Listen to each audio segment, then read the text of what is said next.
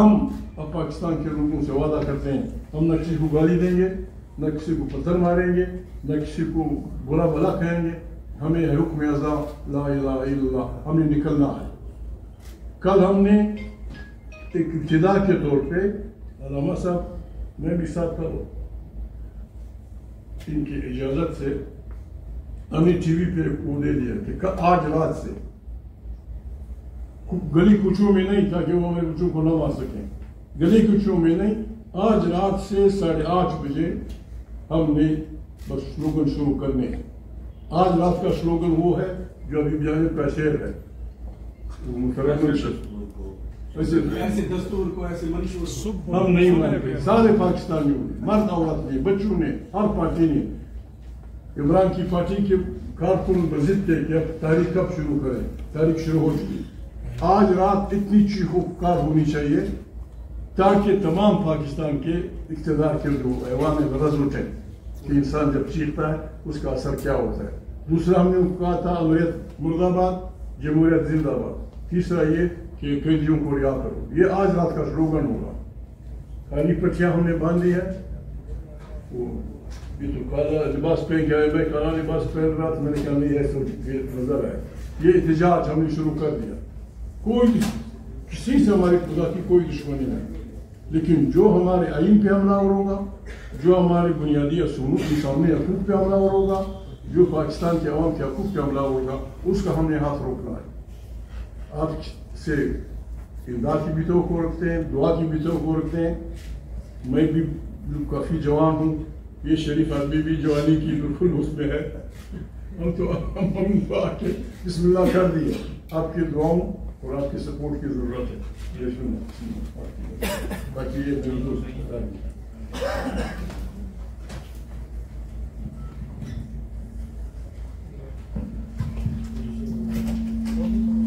بسم اللہ الرحمن الرحیم.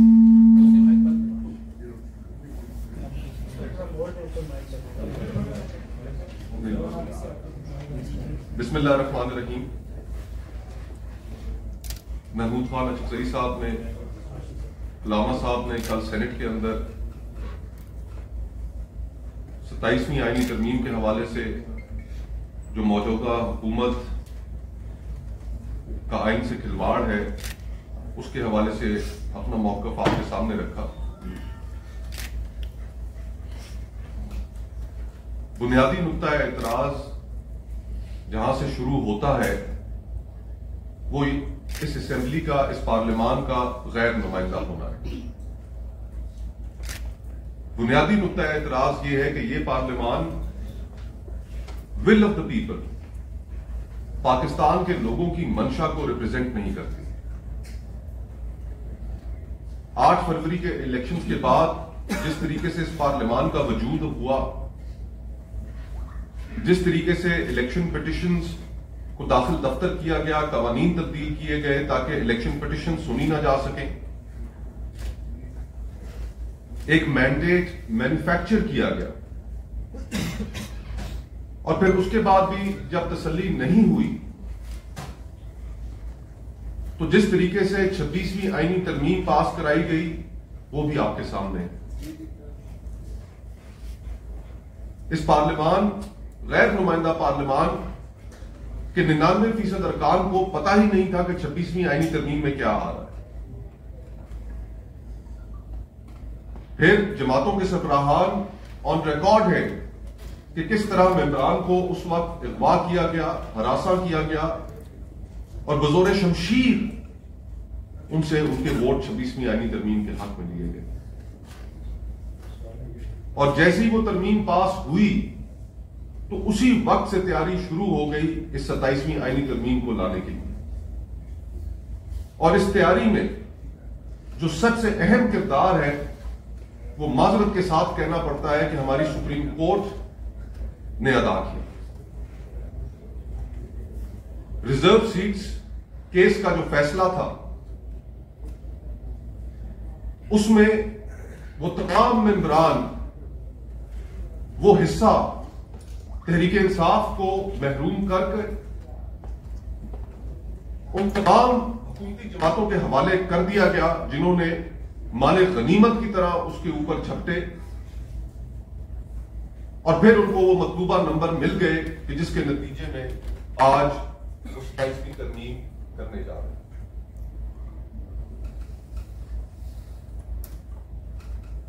یہ جو ہمارے سامنے حقائق ہے ان سے نظریں نہیں چرائی جا سکتی.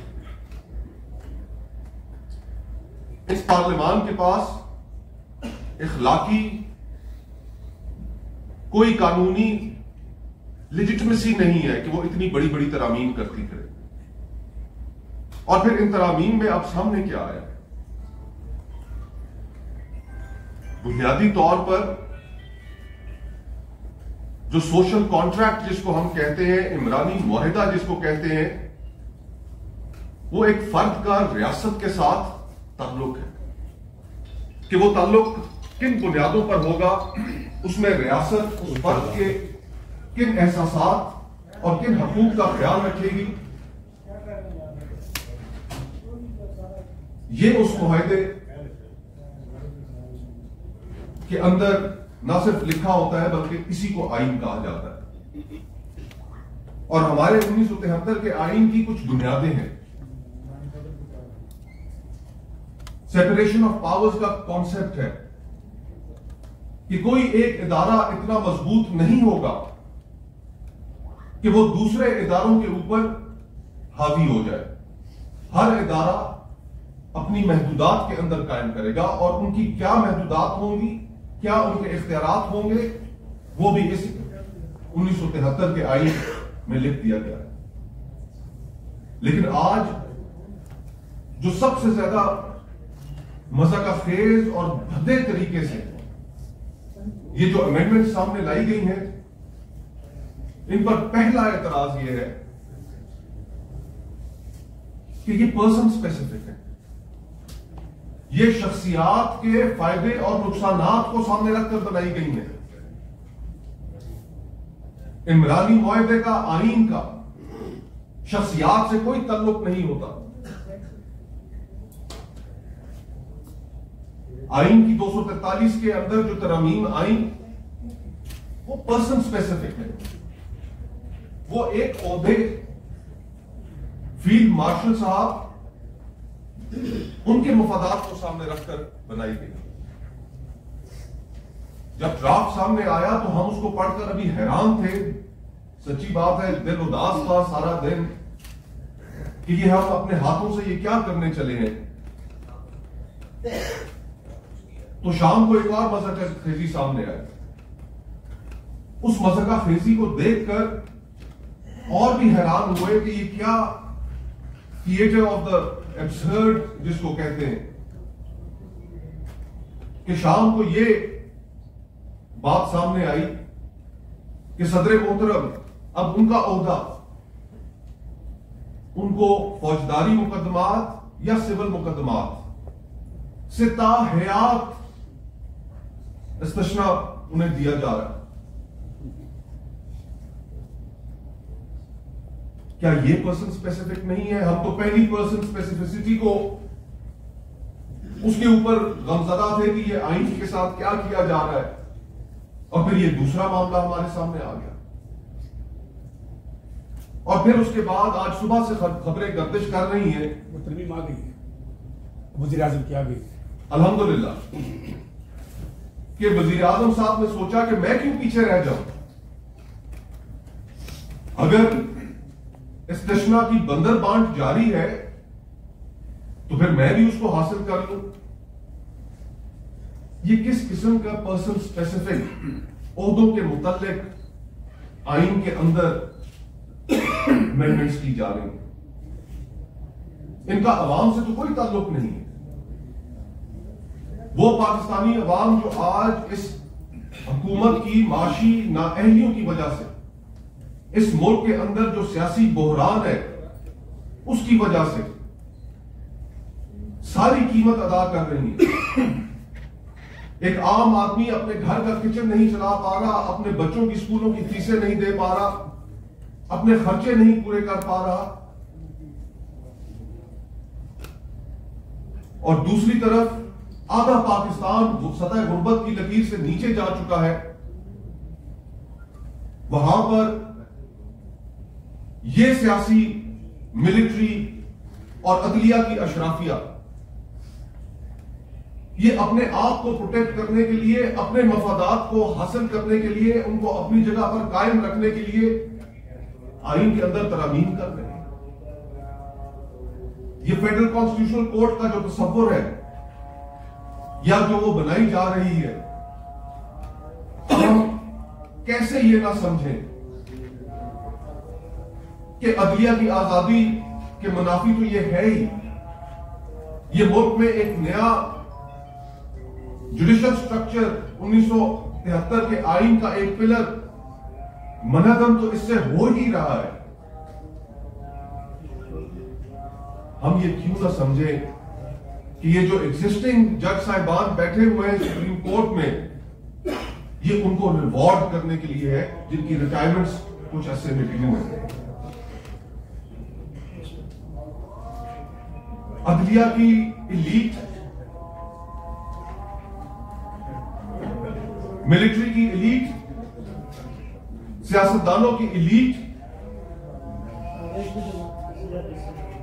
اپنے مفادات کے تحفظ کے لیے اس بنیادی کنسنسس کو جو 1973 میں ایک بڑی قربانی کے بعد، ایک بڑے سانحے کے بعد اس پاکستان کی سوسائٹی نے، معاشرے نے اچیو کیا تھا، یہ اس کو ڈسٹروائے کرنے جا رہے ہیں۔ اور اس ضمن میں جس طرح چکزئی صاحب نے کہا، ہمیں اس کو اپوز کرنا پڑے گا۔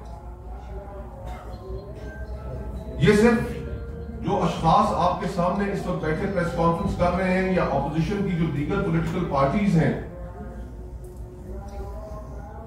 یہ صرف ان پر ہی لازم و ملزوم نہیں ہے، یہ اس ملک کے ہر طبقے پر لازم ہے، عوام پر لازم ہے، جرنلسٹ پر لازم ہے، تاجروں پر لازم ہے، کسانوں پر لازم ہے، ہر سیگمنٹ آف دا سوسائٹی پر لازم ہے کہ اس بنیادی کنسنسس ڈاکیومنٹ 1973 کا آئین جس کی تدفین کر دی جائے گی جس روز یہ 27ویں آئینی ترمیم پاس ہوگی، کہ اس کو ریزسٹ کرے، اس کے خلاف اپنے احساسات کا اظہار کرے۔ اس ضمن میں تحریک تحفظ آئین نے کچھ چیزوں کے اوپر اتفاق کیا ہے۔ جی بالکل ٹھیک ہے، علامہ صاحب گفتگو کر لیں تو اس کے بعد وہ پھر یہ پڑھ کر لائے عمل اناؤنس کر دیا جائے گا آپ کے سامنے۔ بہت بہت شکریہ۔ بسم اللہ الرحمن الرحیم۔ شکریہ۔ میں ضروری باتیں ہوگی چونکہ ہمارے آئین میں لکھا ہوا ہے کہ قرآن و سنت سپریم ہے، تو قرآن میں آیت ہے کہ لا یسأل عما یفعل وہم یسألون، خدا جو کرے گا اس سے کوئی نہیں پوچھ سکتا، لیکن باقی سب لوگوں سے پوچھا جائے گا، وہ جواب دہ ہوں گے۔ اب یہاں پر کچھ لوگوں کو جواب دہی سے نکالا جا رہا ہے، استثناء دیا جا رہا ہے کہ یہ جو کریں گے حتی جرم سبزاد ہونے سے اس کی جواب دہی نہیں ہوگی۔ خدا تو ظلم نہیں کرتا، وما ربک بظلام للعبید، خدا چونکہ ظلم نہیں کرتا، کسی ظلم نہیں کرتا، لہذا وہاں استثناء کی مسئلہ ہی نہیں ہے۔ تو یہاں پر کیا صورتحال بن گئی ہے کہ اگر یہ ظلم کریں، قتل کریں، لوٹیں، ڈاکے ڈالیں، جو دل لگائے کریں، ان سے آپ نہیں پوچھ سکتے۔ پاکستان کے عوام کو یہ بات جان لینی چاہیے کہ اب جو بھی یہ کریں گے نا اس استثناء کی روشنی میں کہ مرتے دم تک ان سے کوئی نہیں پوچھ سکتا، یہ خدا بن رہے ہیں۔ اسی طرح سے جو آرٹیکل 243 ہے اس میں یہ جو ختم کر رہے ہیں joint chief of staff committee کے چیئرمین کے عہدے کو اور آرمی چیف کو تمام فورسز کا کمانڈر بنا رہے ہیں، سب ان کے نیچے آ جائیں گے، ایئر فورس، نیوی اور بری فورس۔ اب آپ دیکھ لیں، تھوڑا سا میں مثال دیتا ہوں آپ کو۔ 2019 میں جب انڈیا نے بالاکوٹ پر اٹیک کیا تو میٹنگ ہوئی، تو اس کو جواب دینا چاہیے، تو اس وقت کے آرمی چیف نے کہا کہ ابھی ہمیں انتظار کرنا چاہیے، جائزہ لینا چاہیے، لیکن ایئر فورس کے چیف نے کہا کہ ہم نے جواب دینا ہے۔ اور جواب دیا انڈیا کو. اب آپ ایسا کر رہے ہیں، ساری کی ساری پاور ایک بندے کو دے رہے ہیں اور اسی کو سب کا ہیڈ بھی بنا رہے ہیں، اور تا حیات ان کو امیونٹی بھی دی جا رہی ہے. یہ ایک اور خدا بنانا ہے جس کے پاس ٹینک بھی ہوگی، توپے بھی ہوں گے، گولیاں بھی ہوں گی، فورس بھی ہوگی، سب کچھ ہوگا. جن کی سابقہ تاریخ دیکھ رہے ہیں، ایوب خان صاحب آئے، پاور تھی، مارشل لا لگایا، ضیاء الحق نے مارشل لا لگایا، یحییٰ خان نے ملک توڑنے میں باقاعدہ رول پلے کیا. یہ پاور ہے. پاور کے اوپر اگر چیکس نہیں ہوتے، کنٹرول نہ ہو، تو انسان فرعون بن جاتا ہے. پھر ہر سر اٹھانے والے کا سر کچلتا ہے. جس اس کی پاور کو تھریٹ ہو جائے، اگر پتا چلے ایک بچہ پیدا ہوگا نا، اس کو مروا دیتا ہے. ہمارا ملک فاشزم کی طرف جا رہا ہے، فاشسٹ سسٹم حاکم ہو رہا ہے ہمارے ملک کے اوپر. آئین مر چکا ہے. ان کے پاس 2-3 اکثریت ہے، سرنٹ میں بھی ہے، اور نہیں تو بنا لیتا زبردستی. 26 کے اندر بھی میں کیا تھا. حریص ہے پاور کے. غلط راستے پہ چلے ہیں. چلتے چلتے چلتے چلتے مکڑی کے جیسے اپنے جال بناتی ہے، بناتے بناتے بناتے بناتے اسی میں پھنس جائیں گے. یہ سمجھتے ہیں کہ یہ ان کے لیے طاقت، ان کو طاقت دیں گے. نہیں، خدا کا بھی نظام ہے. یہ ان کے لیے مکڑی کا جالا ثابت ہوتا ہے. یہ اپنے ارد گرد ایسی دیوار کھڑی کر رہے ہیں جہاں یہ سانس بھی نہیں لے سکیں گے. پاکستان کے عوام کی ذمہ داری ہے، ہم سب کی ذمہ داری ہے کہ اس آئین پر جو حملہ ہوا ہے اور جو آئین کو قتل کر دیا گیا ہے، اس کے خلاف اٹھیں. نہیں تو اس پاکستان کو اکٹھا رکھنے والی کوئی چیز باقی بچے گی. پہلا حملہ کب ہوا؟ باقی ماضی کو چھوڑتے ہیں، 2024 میں دیکھ لیں. 8 فروری کو اٹیک کیا، عوام کہہ کے رائے دے پر ڈاکہ ڈالا، لوٹ لیا ان کا مینڈیٹ عوام کا. یہ ڈاکو. اور آپ جانتے کہ سیاستدان تنہا ڈاکہ نہیں مار سکتے. ایک ڈاکوؤں کا کیا کہتے ہیں کہ گروپ بن گیا ہوگا. ڈاکو کا گروپ کہتے ہیں مافیا. یہ مافیا ہے ڈاکوؤں کا، جس نے فارم 47 کے تحت حکومت بنائی، اور اس کے بعد پھر ایک اور غلطی 26 آنی ترمیم. پھر آپ دیکھ رہے ہیں، اور سپریم کورٹ اور ہمارے جو عدلیہ ہے، اس نے بھی جو رول پلے کیا ہے نا، بڑا ظالمانہ رول پلے کیا ہے. انہوں نے تو آئین اور قانون کی حفاظت کرنی تھی، انہوں نے آئین شکنوں کا اور قانون توڑنے والوں کا ساتھ دیا، اور ایک جماعت سے پہلے اس کا مینڈیٹ چھینا، پھر اس کے بعد اسپیشل سیٹیں چھین لی، اور ان کی 17 والوں کو 2-3 اکثریت دے دی. عوام دیکھ رہے ہیں. آپ کے ہر قدم جو اٹھاؤ گے انلیگل، انلیجیٹیمیٹ ہے، ہم اس کو نہیں مانتے. جیسے خان صاحب نے کہا، ہم اپنے ارادے سے، اپنے وطن سے محبت، آئین اور رول آف لا سے عشق، وہ ہمیں یہاں لے کے آیا ہے.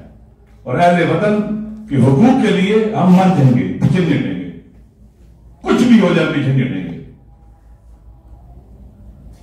اس طرح کے اقدامات کو دیکھ کر چپ رہنا بزدلی ہے.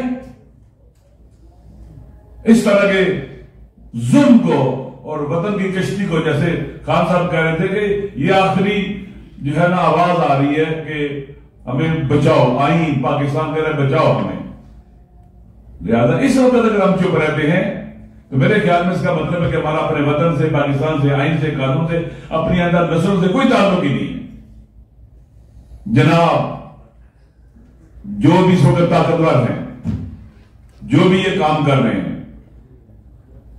فورسز اس آئینی تبدیلی سے آپ کی فورسز ڈیڈلی ڈیمیج ہوگی اور کچھ کرنے کے قابل نہیں رہے گی. دیکھ لینا، آپ کو پتا ہے فورسز کے اندر کیا ہوتا ہے. آپس میں بالآخر وہ اپنے آپ کو سمجھتے کہ ایئر فورس اپنے آپ کو سمجھتے کہ ہم ہیں، نیوی والے اپنے آپ کو سمجھتے ہیں بھائی ہم بھی کچھ ہیں. آپس میں ریولری بھی ہوتی ہے اور مسائل بھی ہوتے ہیں. آپ کو پتہ ہی ہے کہ کس طرح سے آپ ان کو بڑی فوج کو مسلط کر دیں گے. پہلے کم از کم ایک توازن تھا. آپ نے غلط کیا کیا ہوا تھا، joint chief of staff committee के चेयरमैन के ओहदे को वीक रखा हुआ था, सिंबॉलिक कर दिया मतलब। आप उसको ताकतवर करते, बारी बारी तीनों फोर्सेस के बंदे वहां पर आते, एक तादुल और तबादुल बाकी था, अच्छा कोऑर्डिनेशन होता। ये क्या किया जा रहा है? हर चीज तबाह करनी है। पार्लियामेंट का को भी तबाह कर दिया आपने, अदलिया को भी तबाह कर दिया। अब जिस इदारे ने पाकिस्तान की सरहदों की हिफाजत करनी थी, आप उसको भी कहां लेके जा रहे हैं? अंदरूनी मुश्किलात खड़ी हो जाएंगी उनके अंदर। हमें हमदर्दी है अपने वतन से। ये रास्ता ही गलत है, ये राह नहीं है, ये गुमराही है, राह गुम कर बैठना और सरगर्दा होना। 2024 में 8 फरवरी की रात जो रास्ता गुम किया, ये सरगर्दा है, ये सरगर्दा है, गुमराह है, ये राह गुम किए हुए हैं। और ये जो राह गुम किए हुए कहां कहां जाता है, फिर कहां कहां पहुंचता है? वो जहां जा रहा है सरगर्दा इंसान, ये सरगर्दानी मुल्क को तबाही बर्बादी की तरफ लेके जा रही है इंशाअल्लाह अज़ीज। और हम इनका मुकाबला करेंगे, भरपूर मुकाबला करेंगे। इस सियाह 27वीं आनी तरमीम को, पाकिस्तान की मुतनाज़ तरीन, बदनाम ज़बाना तरीन जो आईनी तरमीम है, हम इसका मुकाबला करेंगे।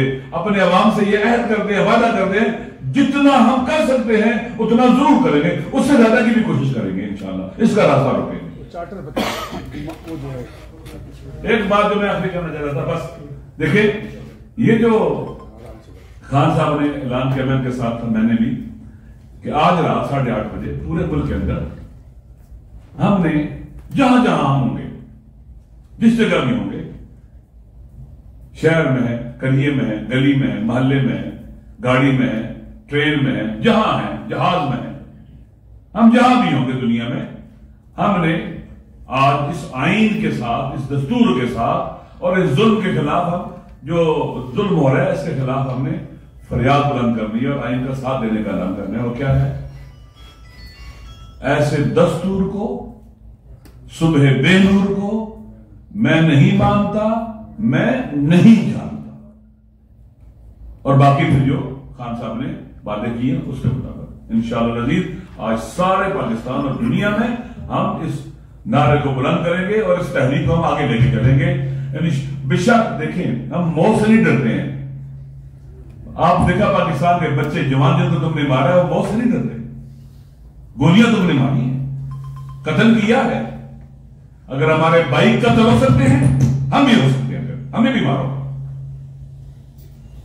जब तक नहीं मारोगे हम चीखते रहेंगे, चिल्लाते रहेंगे, और जब तुम हमें मार दोगे हमारा खून बोलता रहेगा इंशाअल्लाह, हम पीछे नहीं रहेंगे। अलामिया क्या है? मैं एक बात, हम इस बात में सब मुतफिक हैं। ये जो आईन तरमीम जो भी कर रहे हैं, चाहे वो सिविलियन हो, चाहे मिलिट्री वाले हो, तमाम पार्टियां जो इसको सपोर्ट कर रही हैं, माफी चाहता हूं, हम उन्हें आर्टिकल 6 के तहत बिल्कुल हाई ट्रीजन का मुजरिम समझते हैं। चूंकि अदालतों के हाथ बंधे हुए हैं, ये अदालतों को करना चाहिए था। Any judge of the Supreme Court must summon them कि तुम आईन पे हमलावर हुए हो। जब तक जज ये नहीं करते, हम ये मुकदमा आर्टिकल 6 का अवाम की अदालत में ले जाएंगे।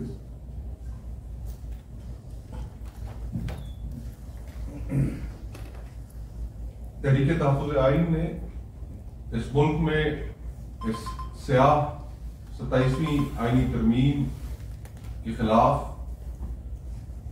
एक अमली प्रोग्राम तरतीब दिया है। उसके नुकात मैं आपके सामने रख देता हूं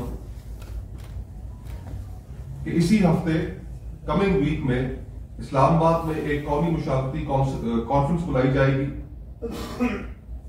जहां तमाम दीगर सियासी जमातों, civil society organisations, human rights organisations, माशरे के दीगर तबकात,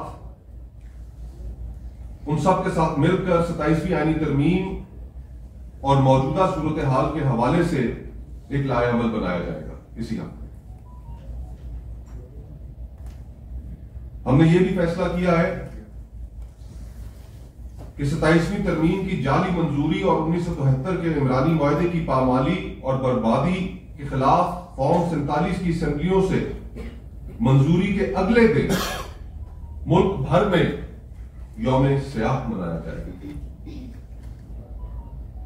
اس روز عوام سے ہماری اپیل ہوگی کہ جس طرح آج ہم نے سیاہ پٹیاں باندھ رکھی ہیں، اسی طرح عوام الناس اور ہر طبقے سے تعلق رکھنے والے لوگ اس یوم سیاہ میں شریک ہوں گے، اپنے بازوؤں پر کالی پٹی باندھیں گے، اور وکلاء عدالتوں میں اگر پیش ہوں گے تو کالی پٹیاں پہن کر اس کے خلاف احتجاج کریں گے. ہم یہ بھی اپنی سوچ، ریکویسٹ، ڈیمانڈ، آپ اس کو جو مرضی ہے کہہ لیں، ہم یہ توقع کرتے ہیں کہ اب جبکہ یہ 27ویں ترمیم کے تمام خط و خال ہمارے سامنے آ چکے ہیں، کابینہ سے بھی اس کا ڈرافٹ منظور ہو چکا ہے، کمیٹی کے اندر بھی اس کے اوپر مشاورت جاری ہے، ابہام بہت حد تک ختم ہو چکا ہے، تو ایسے میں عدلیہ میں موجود باضمیر جج صاحبان سے ہم توقع کرتے ہیں کہ وہ 27ویں آئینی ترمیم پر اپنے خطوط کے ذریعے یا پریس کانفرنس کے ذریعے اس ترمیم پر اپنا موقف اور اپنے تحفظات کا اظہار عوام کے سامنے رکھیں. یہ آئین اب 1973 کا متفقہ آئین نہیں رہا، بلکہ پنڈی، لاہور اور لاڑکانہ کے اقتدار کی طوالت اور تحفظ کی انشورنس پالیسی بن چکا ہے. اس ضمن میں ہمارا مطالبہ ہے کہ یا تو آئین کو اس کی اصل شکل میں 18ویں ترمیم تک بحال کیا جائے، اس کے لیے ہم جدوجہد کریں گے، یا پھر پاکستان میں ایک نئے عمرانی معاہدے کی نئی بحث و تمہیز کا آغاز کیا جائے. ہم نے یہ بھی فیصلہ کیا ہے کہ قومی مشاورتی کانفرنس کے بعد ملک گیر جلسے جلوسوں، کارنر میٹنگز کا آغاز ہو، اور اس کے لیے لائے عمل قومی کانفرنس کے فوراً بعد اسی ہفتے وہ عوام کے سامنے رکھ دیا جائے گا.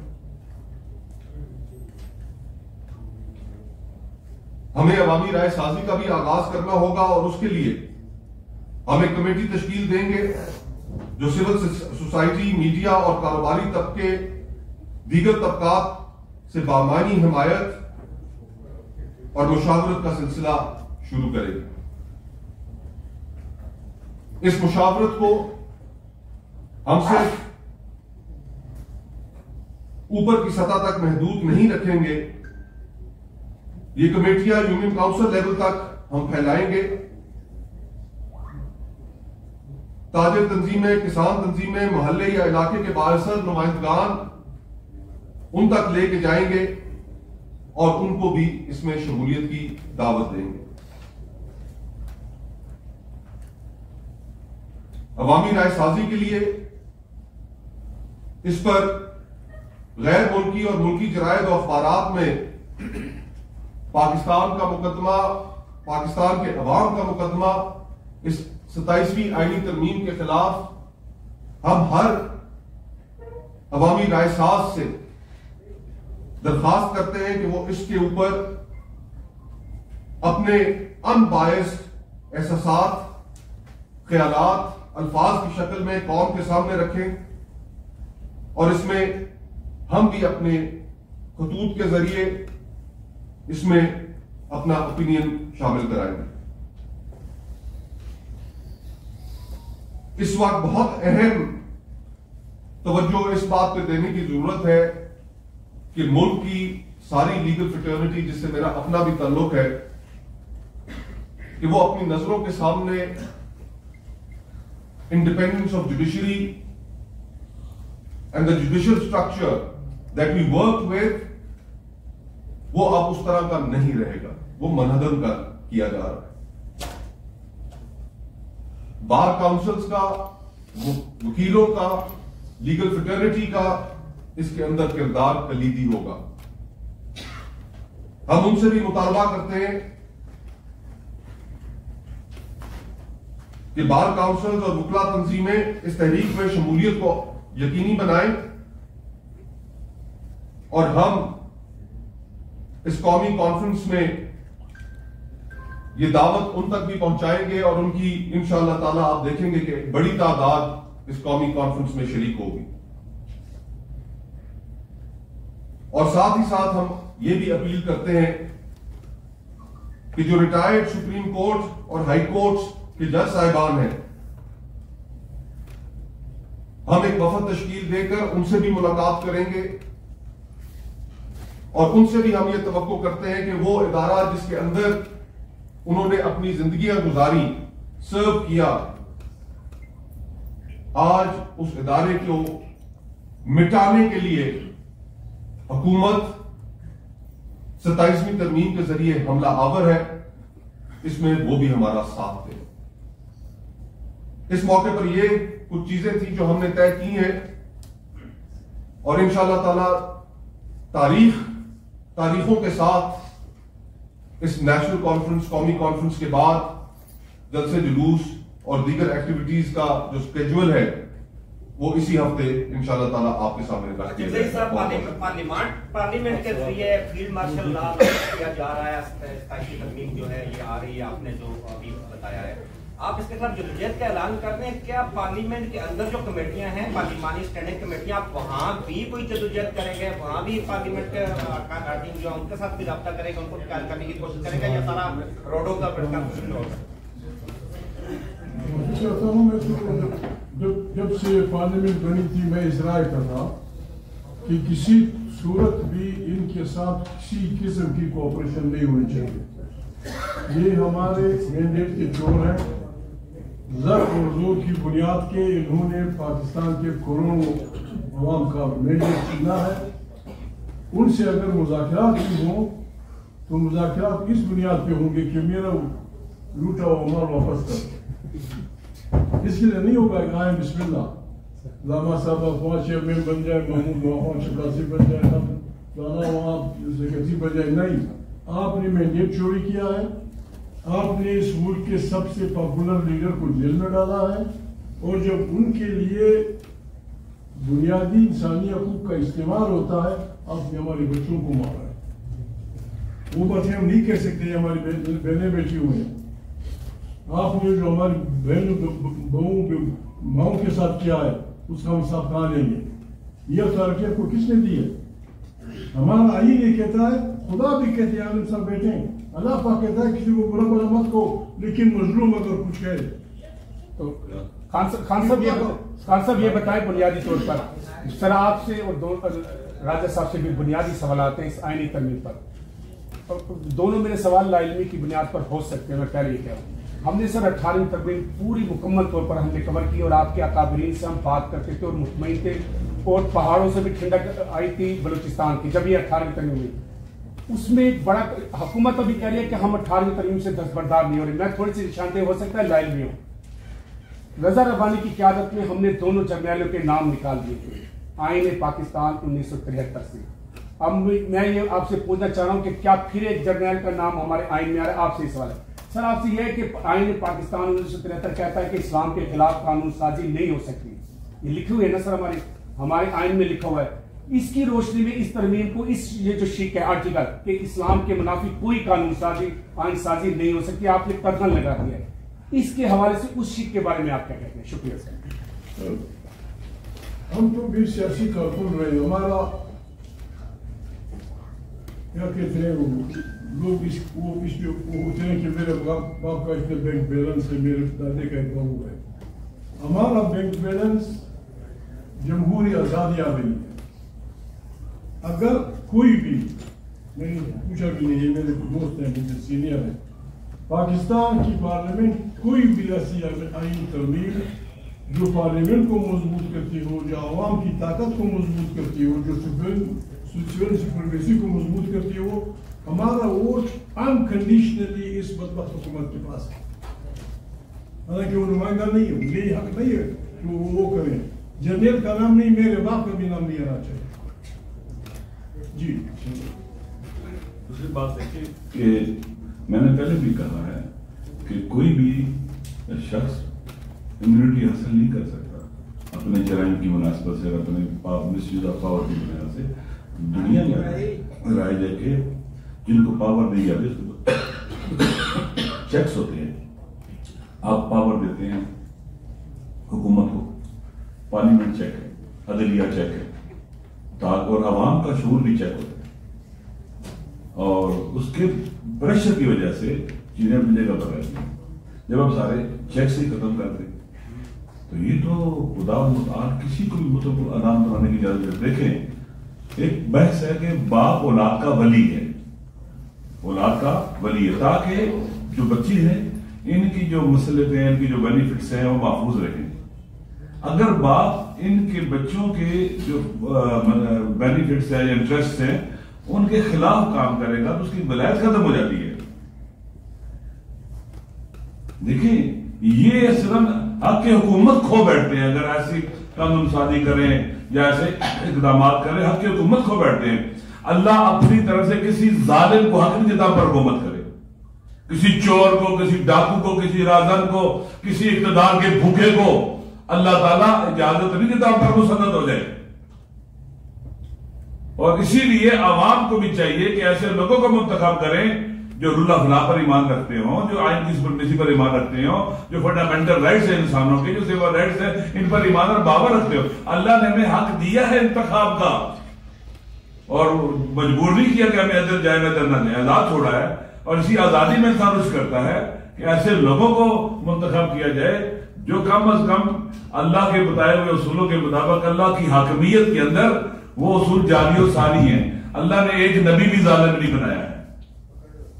अल्लाह ने कभी किसी को, खुदा खुद कहता है कि मैंने पहले पढ़ी अल्लाह अपने बंदों पर जुल्म नहीं करता। अल्लाह ने फिरौन को हुकूमत नहीं दी थी, फिरौन ने छीनी थी। ये जालिम है, लिहाजा इनकी हुकूमत की कोई लेजिटिमेसी नहीं है। ये जो भी कर रहे हैं इस वक्त अपने आप को पावरफुल कर रहे हैं।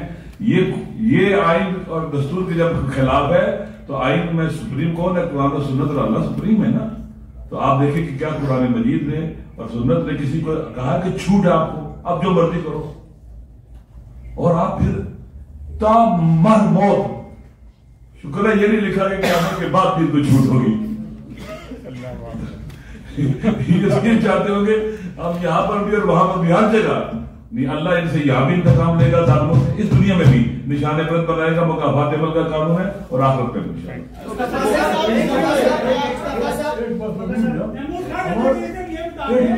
एक मिनट भाई, एक मिनट। पार्लियामेंट ताकत का सरचश्मा वो मानते हैं, इसीलिए उसे रखा हुआ है। कब? जब किसी डिक्टेटर को 10 साल की बदकारियों की ड्यूटी दी जाती है तो पार्लियामेंट का रेजोल्यूशन आ जाता है। अयूब खान के दौर में जो कुछ हुआ वो माफ, जियाउल्लाह के दौर में जो कुछ हुआ वो माफ, कराची में जो कर साहब पीपल पार्टी ने कत्याम किया था पिंडी में, ये जो कुछ हुआ था ये माफ, इसलिए उन्होंने रखा है। आज ये कहा जा रहा है फिर किसको आप पकड़ेंगे? सारे को जिंदगी भर के तमाम जुर्मों का फौजदारी और वो कोई पूछगछ नहीं होगी, फिर इंसाफ की जरूरत क्या है?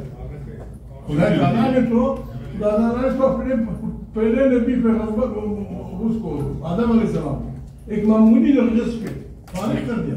देखो इस बात से मैंने आपको सिर्फ इससे मना किया वहां मत जाओ, तुम चले गए, निकलो। उन्होंने बात की कि किसी जालिम को पैगंबर नहीं बनाया। मैं इसलिए ये एडिशन करता हूं कि कोई आदमी उस वक्त तक नबी या पैगंबर नहीं बनाया जब तक उसमें ये सलाहियत नहीं थी कि वो जालिम तरीन हुकूमत के सामने खड़ा हो।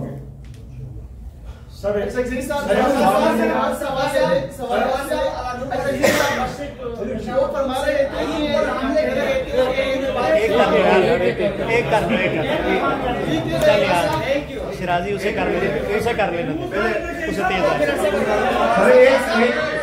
सारे एक साथ थोड़ी अलानूर आप पूछे मुस्तफा साहब, अलानूर वजीर हूँ मुबश्शिर पेशावर ग्रुप से। आप लोगों ने यहाँ पर आईन पर हमले की बात की, तो ये हमला एस्टेब्लिशमेंट कर रहे हैं, हुकूमत कर रहे हैं, और इसमें सियासी जमातों का क्या रोल है और क्या किरदार वो अदा कर रहे हैं?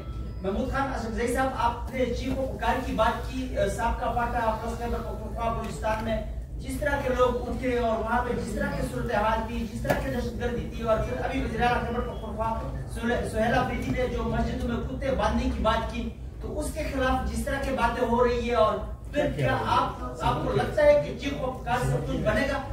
अलामा साहब से मेरा सवाल है कि अलामा साहब आपने डाकू की बात की, तो ये डाकू कौन है और इसका सरबराह कौन है?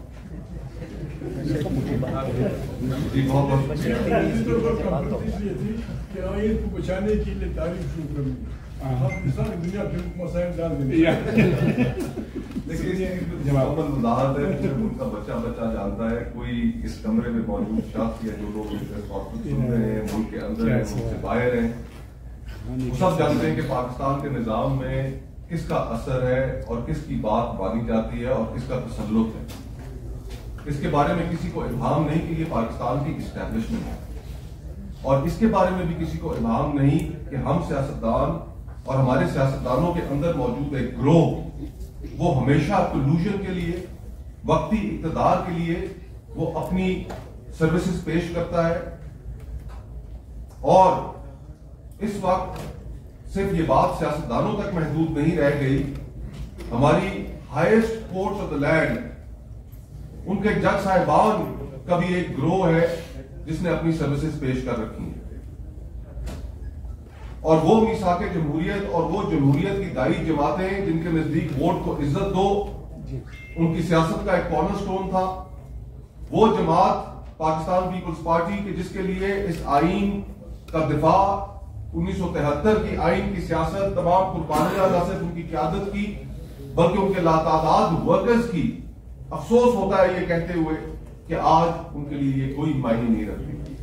और सारी पॉलिटिकल क्लास जो इस वक्त हुकूमत में है, दुख के साथ ये कहना पड़ता है कि हम कभी ये तवक्को नहीं करते थे कि वो पपेट्स एंड पॉन्स का किरदार अदा करेंगे और पाकिस्तान के अवाम और उनके बुनियादी रियासत के मुआहदे के ऊपर इस्टेब्लिशमेंट के साथ मिलकर हमला आवर होंगे।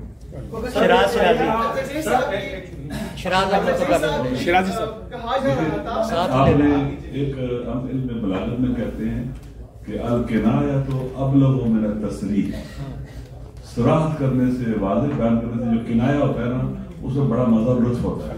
जैसे निके का बात चलिए शनाजी होता है। लिहाजा ये निके का आबा है जो सबसे बड़ा डाकू है। ये बताइएगा सर कि कहा जा रहा था ये शराजी साहब कुछ शराजी साहब सवाल ले लें कि कहा जा रहा था कि इमरान खान साहब जो है वो 10 सालों का प्लान लेके आ रहे हैं, तो सारी जिंदगी का प्लान लेके आ गए हैं। बताइएगा क्या हिकमत है भी आपके पास, प्लान भी क्या है? क्योंकि जब भी आप मुशावरती इजलास बुलाते हैं तो वहाँ पर पुलिस आपसे पहले पहुंच जाती है, जब आप प्रोटेस्ट कर रहे होते हैं तो वहाँ पर बकोले आप लोग गोलियां चलती है। तो क्या प्लान है आपके पास, प्लान बी? और दूसरा, जो इस मुल्क के नौजवान है वो क्या करेंगे, क्या आगे उनका मस्तक करेंगे? Plan C, plan D, plan ई, वो भी देख इंशाल्लाह कल भी प्रेस कॉन्फ्रेंस होती रहेंगी। आज यहाँ समझे भी अपने मीटिंग में पहुंचना है।